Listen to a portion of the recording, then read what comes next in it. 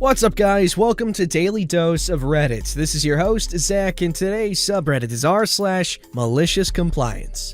This story's called Just Do Your Job. I worked security for years and was good at my job and took it seriously. While working at the mall, we had a dispatcher and a guard. The dispatcher would literally document everything.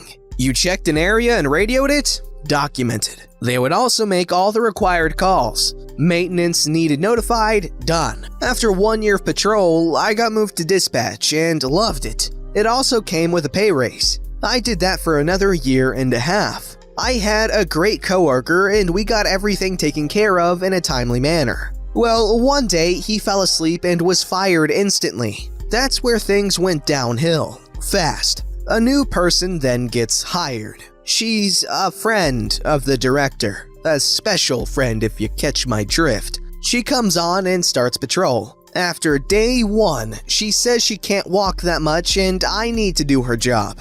I tell her my title is dispatcher and it's her job to unlock the doors. She says, "Well, I guess they just won't get done." We get phone call after phone call of workers trying to get inside. I get up to go do it and a supervisor comes in and asks why the doors are still locked. I advise what happened and they said, "Well, you need to unlock the door sooner, so go." I'm dumbfounded. It's her job, but I have to do it? Eventually, it comes to the point where she can't even drive the car around the lot for some reason. She ends up sitting in dispatch because she can't do the job, and if it doesn't get done, it's on me for some reason. I was still getting the extra money, but was doing regular patrol again. She then falls asleep while I'm out riding. I approach a vehicle in the lot, and they hop out wanting to fight me. All we are armed with is pepper spray. I radio her asking to call law enforcement. No answer. Attempting to radio her multiple times. No answer. This guy was 3 feet from me and was angry. I hop in the car and call the police and he tears off. When I make it back to the dispatch room, she's there, sleeping mouth wide open, passed out. I record a video of it. I attempt to wake her again. On video, no answer. I had to bang on the desk to wake her up. I'm done doing 2 jobs. At that point, I was still entering all the data for dispatching and patrolling. I take the evidence to the director and say we need to do something about this and explain what happened. He said, "Stop pestering her and do your job."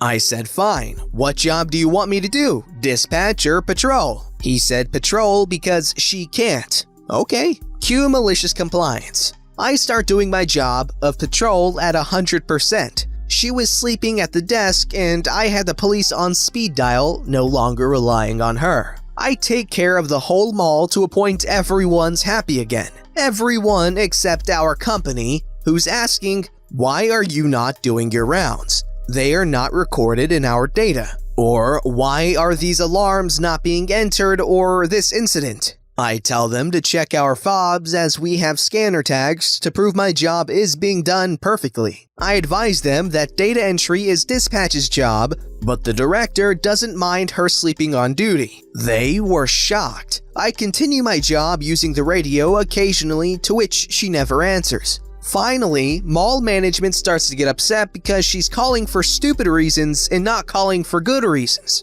I was no longer telling her when to call, so she was doing it all wrong. They put her on patrol for a day and she wrecks the car. Instead of firing her, they put her back in dispatch where she continues to do a horrible job and is still not entering the data like she's supposed to. I start looking for a new job and get a better paying one doing ambulance dispatch. I approach the director one final time and lay it on the line. I like working here, I love dispatch, I want a reason to stay, but if you don't fire her for sleeping like you did my original coworker, then this is my 2 weeks notice. He takes my paper and says to turn in my uniform at the end of the 2 weeks. The ambulance job ended up being even better, so I'm glad he did.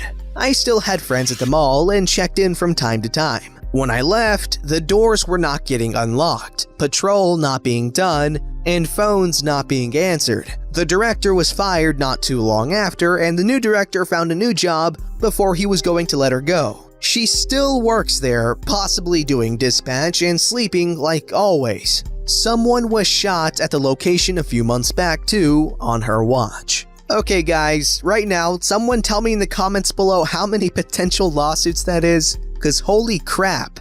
This story's called, Sure, Don't Listen to the Guys Who Do This for a Living. Years ago, I used to work as a medical biller for a surgery center. The administrator who ran the place knew that I worked construction with my father as well on my off times, doing remodeling and building houses. As such, she commissioned us to do some work for her at her personal home. It was small projects, really, installing a new garbage disposal, installing a new mailbox, installing a projector in the ceiling, easy stuff. Now, before I get into the main part of the story, I must tell you, she was very stingy with money. We had an autoclave that needed servicing at work, and she refused to pay for the worker's travel time of 2 hours for a 30-minute job. She refused to pay a lot of the medical equipment bills until she was threatened with collection notices or refusal to send any future items. She even told us not to waste patient bands who were no-shows, and instead place another patient sticker over the old ones, which could be a HIPAA violation, but she didn't care. This is important to know. One day, she came to me and asked if we could take a look at her flooring in her exercise room. She had said the water heater had busted, and as a result, from sitting too long, her flooring was swollen from being waterlogged. So my dad and I went over there to assess the situation and determined that we could do the job for a total of $400 plus material. We weren't out to strike it rich, but really to help the community by providing quality service at a low rate. She was happy with the price and told us she would pick out the new wood she wanted to lay down. We told her she would need about 100 slats for the repair we were going to do, as well as new plywood for the base. She seemed okay with that. She went to Los Angeles one weekend and came back with material that she wanted to use for the flooring. Only she had about 30 of the requested 100 to do the job properly. On top of that, she did not think that she needed to get a new sheet of plywood. We informed her that the old plywood was moldy, swollen, and would only cause problems down the road. She eventually agreed to purchase a plywood replacement, but she was not going to purchase more wooden slats. Instead, she demanded we use most of what was already there. Yes, the swollen pieces, but to tear up the slats in the little alcove that was not hit with water damage and place the damaged ones there. We did everything we could to convince her this was a bad idea. We told her that wood doesn't magically shrink when it dries out. We told her that joining the swollen pieces with non-swollen pieces would be near impossible. We told her that the moisture would invite more trouble down the road and provide for an uneven floor setting. She was having none of it. She knew better and did not want to spend more than she already had. So we went to work. We tore up the old pieces, saved the best ones, and started laying down the new pieces first. Then we tore up the pieces in the alcove and matched them with the new pieces too. Per her instructions, we placed the least damaged slats in the alcove, doing everything we could to make it look presentable. Lo and behold though, it was uneven. It raised in spots, it had gaps in spots. It didn't quite fit right. But that's what she wanted done, and that's what she was going to get. Despite our best efforts, we were absolutely shocked when she said the flooring looked terrible, despite us telling her that it would look horrible with the damaged slats. Okay, no, we weren't really shocked at all. She demanded that we tear up the floor again and fix it right away. We told her, sure, but you'll have to pay us another $400 plus get the other slats that we requested. She got livid and said we were horrible people and refused to continue on. The next day, I quit the job after she came in and badmouthed my dad in front of my coworkers. But I heard from my coworkers that she had to hire someone else to do the job, and it cost her $1,200 for the labor alone, plus $400 for the wooden slats. All because she was so certain she knew better than the guys who have been doing the work for years. Okay, while this was a good story and I'm glad he shared, this is not malicious compliance because he did not comply out of malice. He complied out of, that's just what she's ordering. He's just following instructions for the sake of following instructions, not out of malice, like the name suggests in malicious compliance. But like I said, very good story, dude. She's stupid. This story's called Got Written Up at Work for Doing What the Customer Asked. This has some petty revenge to it, yet this seemed to be the best place for this story. A bit of backstory. When I was 17, I got my first job at Six Flags. Won't say which one for security purposes. I got a position in the retail department, and I was stationed in the sports memorabilia shop. Basically, it sold sports jerseys, basketballs, footballs, toys, etc. Now, the way things were set up is that the sports shop is small, meaning there was only one employee stationed within the small shop, which is usually me and the other guy who does it, depending on which shift we were doing. Well, anyway, that means not only do I have to man the cash register, but I have to help customers get down any item high enough. Check in the back for an item that wasn't on the main floor, meaning the shop is unattended. And I had to unlock our glass case, which kept our more expensive items if asked. Now, I know some people say it's all part of the job description, but try saying this to someone when it's their first job and your shop got busy. Now, on to the story. I had recently turned 18 and I was a few months into my job, and already I'm hating it. One day during my evening shift, I was in the shop folding up some clothing before stocking it on the shelves when a good amount of people came in.